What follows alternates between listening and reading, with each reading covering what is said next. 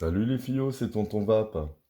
Aujourd'hui, review du dernier né de chez Dynabox, le Tetra Hydro Vaporizer.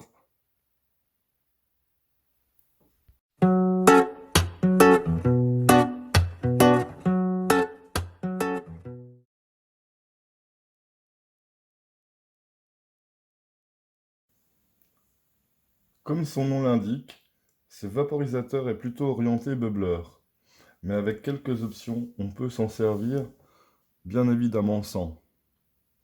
Alors, dans la boîte, on retrouve donc le vaporisateur en lui-même, deux petits cubes qui s'emboîtent l'un dans l'autre grâce aux aimants. Le bol, comme dans le Tetra One, hein, il fait entre 0,2 et 0,3 grammes.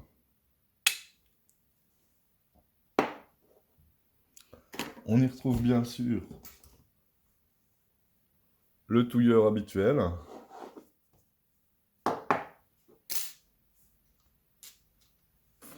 Alors, je sais pas si vous avez vu, hein, c'est la couleur Wenge. C'est pas la couleur sur laquelle on voit le mieux, mais on a toujours les petites inscriptions Tetra Vaporizer ici. Il est pas mal fini, hein. Il existe en 4 coloris différents. J'essaierai de vous mettre les photos à la fin de la vidéo. Ah, vous voyez les aimants, hein, ils attirent le touilleur. Donc, pour continuer, dans le kit, on a un adaptateur filtre à eau 14 mm qu'on vient mettre sur le vaporisateur, donc sous le bol.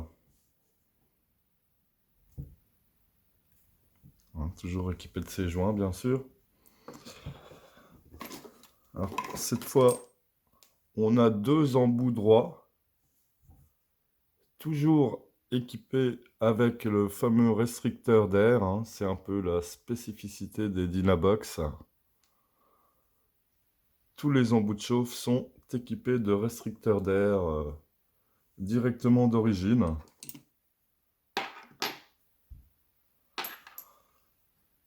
Comme cet embout de chauffe du Tetra One que l'on peut prendre en option pour diversifier les utilisations du Tetra Hydro. Donc toujours le restricteur d'air, donc il n'y a pas besoin de disque restricteur en métal à ajouter. Alors celui-là c'est une option, hein. Il est avec le Tetra One normalement, pas avec le Hydro. Mais pour 5 € de plus, on peut l'avoir en option. Donc on a une petite brosse pour le nettoyage du vaporisateur. On a un pack de 4 grilles, plus celle qui est déjà dans le vaporisateur, au fond. Et on a également un adaptateur 18 mm pour les filtres à eau de ce diamètre. Donc le kit est très complet. Il n'y a pas de briquet dedans, mais c'est le seul achat qu'on doit faire pour pouvoir s'en servir. Donc le stem de chauffe, l'embout de chauffe, il se met au-dessus du cube avec le petit trou. Hein, donc on place d'abord le joint, puis on vient insérer le stem de chauffe. Donc deux tailles, hein, 50 mm, 70 mm. Pour l'instant, on va seulement s'occuper du 70 mm. Donc comme le Tetra One, il a été créé par Dynabox pour être bon marché et facile à utiliser. C'est donc le deuxième vaporisateur 100% convection et mécanique que nous propose Dynabox. Donc il n'est pas nécessaire de remplir le bol complètement pour s'en servir, sauf si on s'en sert à l'horizontale. Parce que si on ne remplit pas le bol, vos plantes vont se mettre en bas ici, là, et l'air chaud préférera passer au-dessus. Donc pour une utilisation à plat, bien remplir le bol. Voilà. Sans trop tasser, ça reste un appareil à convection. Allez, on va passer maintenant à une petite série de tests avec.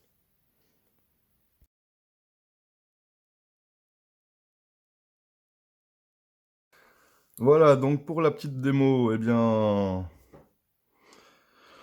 on va commencer par l'utilisation la plus classique, c'est-à-dire avec un bubbleur. Donc moi j'ai mon catalyseur Filtrator en 14 mm. Alors, donc on remplit son bol, hein. Moi je l'ai bien rempli à fond parce que je vais faire une utilisation à l'horizontale. Mais pour l'instant, on va s'en servir comme ceci. Donc moi, avec ce bubbleur, j'aime bien l'utiliser avec un tuyau. C'est le tuyau du Razer Extreme Q avec les deux embouts. Et un tuyau un peu plus gros, celui du DBV. C'est lui qui va m'assurer l'étanchéité ici. Donc c'est comme la plupart des vaporisateurs à briquet, hein. Donc on vient chauffer ici. Et moi pour ma part, ben, au lieu d'aspirer ici, je vais aspirer à l'autre bout du tuyau. Donc c'est parti pour une petite démonstration avec le bubbler.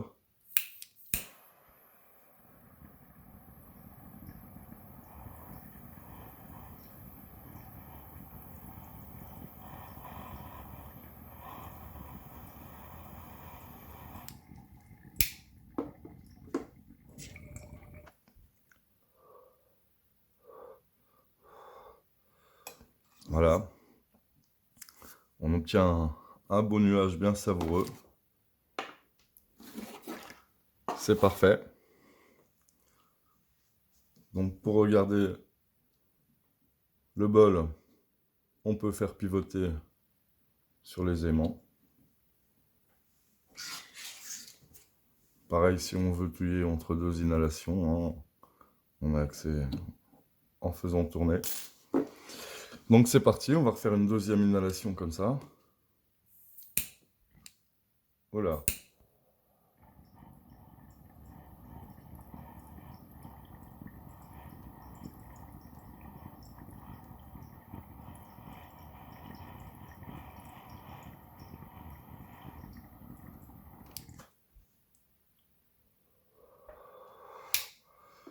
Donc avec le bubbler, c'est pratique. On voit la vapeur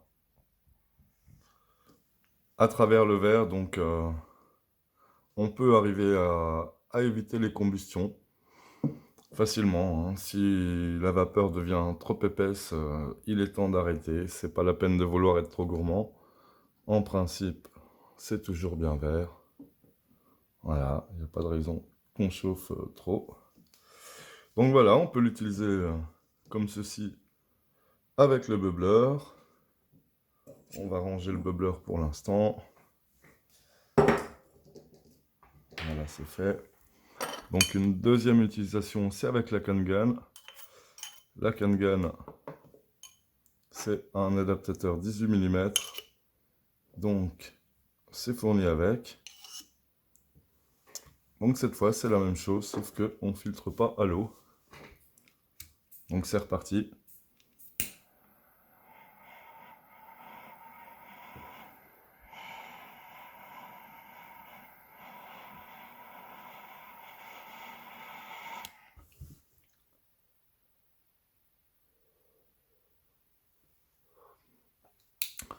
Toujours une belle vapeur fraîche, hein.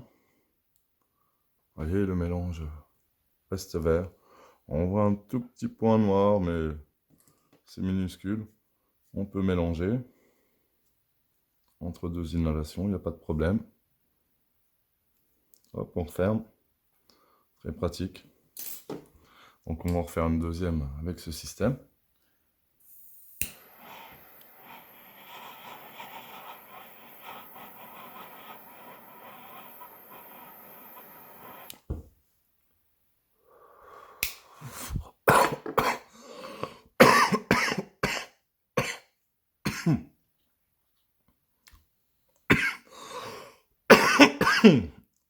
Un peu fort pour moi, mais pas de combustion.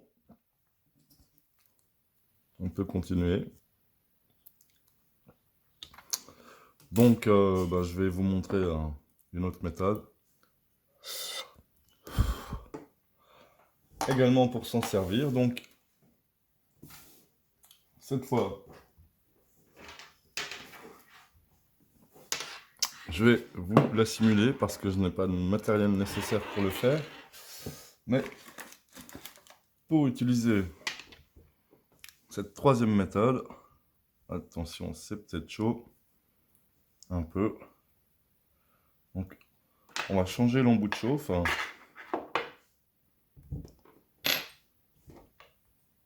On va mettre le coudé en option. Donc voilà. Alors donc je vais vous expliquer comment on l'utilise en dabbing. Donc on met l'embout coudé. On chauffe celui-ci pendant environ 1 minute. Et avec son dab, on vient le déposer ici sur le verre. Il va naturellement fondre et là vous pourrez inhaler en même temps. Ce qui vous produira une vapeur très agréable également. Petit incident, retour d'air avec le bubbler. Voilà, et enfin, je vais vous montrer cette fois l'utilisation horizontale sans filtre à eau. Donc, pour ce faire, vous pouvez prendre soit le BB9 pour Dynavap, soit moi j'ai le Slow Flow pour Dynavap également. Hop. Vous le prenez, vous enlevez l'adaptateur Bang, vous mettez en place le joint bien sûr, et là vous pouvez aussi mettre le stem du Tetra One à la place également, c'est les mêmes diamètres, hein. Tous les embouts de chauffe ou tous les stems Dynabox sont compatibles entre eux, et avec bien d'autres vaporisateurs, comme par exemple, vous pouvez également mettre l'adaptateur sur un type Dynabox, il n'y a pas de problème, ça passe toujours. Alors je crois que tous les adaptateurs ne sont pas compatibles avec le type, d'après ce que m'aurait dit un autre utilisateur de tétrahydro. Donc voilà, on peut également l'utiliser ainsi, donc comme je vous ai dit tout à l'heure, avec le bol bien rempli pour pas que l'air passe au-dessus des plantes. On peut l'utiliser à l'horizontale.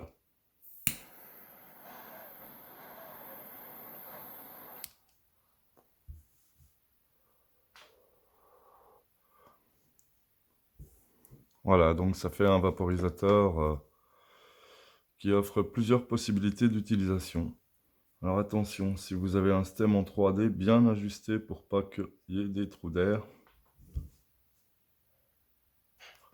Pour voir si c'est étanche, vous bouchez ici. Et vous aspirez, là il est bien étanche. Donc on va refaire une deuxième inhalation comme ça. C'est également très agréable.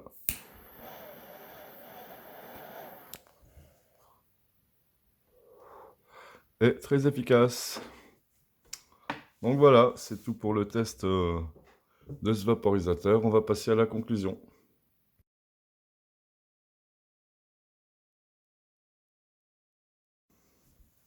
Alors le Tetra Hydro est donc un vaporisateur bon marché, principalement orienté pour les utilisateurs de filtration à eau, mais il existe d'autres possibilités comme vous avez pu le voir dans la vidéo avec. Le kit est bien complet avec l'adaptateur 14-18 qui est un petit plus, il fallait y penser. Tous les stems sont interchangeables entre les vaporisateurs de Dynabox, c'est-à-dire que vous pouvez mettre les embouts de chauffe ou les stems, les passer du Tetra One au Tetra Hydro ou l'inverse. Également sur les Sticky Brick Junior par exemple. Beaucoup de compatibilité avec les accessoires Dynavap. Ah, vous voyez le stem BB9, le type sur l'adaptateur. Beaucoup de petites choses agréables. Le petit aspect négatif, c'est qu'il est un peu plus difficile à prendre en main que le Tetra One, je trouve. Mais il est encore moins cher que le Tetra One et il est tout de même plus compact. Certains vont apprécier. Et pour une utilisation sur filtration à eau, il est vraiment parfait. Quand même plus facile à prendre en main que le Flippy Brick Junior, à ce que j'ai pu en entendre dire. Voilà, donc c'est, je pense, un must-have pour les utilisateurs de filtration à eau, et même, pourquoi pas, les diverses utilisations que j'ai pu vous proposer pendant ma vidéo. Voilà, donc c'est tout pour cette fois. Encore un vaporisateur que je suis content de posséder et de vous avoir présenté par là même. Du coup, si vous voulez en voir d'autres, probablement prochainement un nouveau Dynabox à nouveau, mais d'autres à venir. J'espère pouvoir vous présenter un jour mon Tiny Mite. Et bientôt un nouvel accessoire de Dynavap. Donc si vous voulez ne rien rater, n'hésitez pas à vous abonner, à liker et à commenter, c'est toujours agréable. Voilà, c'est tout pour cette fois les filles. Je vous laisse retourner vaper à vos occupations.